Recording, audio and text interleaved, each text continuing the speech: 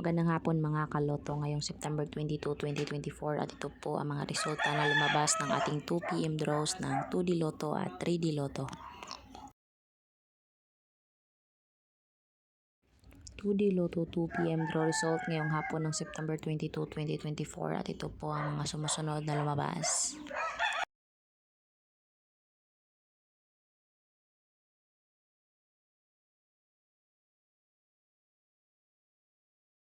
3D Lotto 2 PM draw result ngayong hapon ng September 22, 2024 at ito po ang mga sumusunod na lumabas.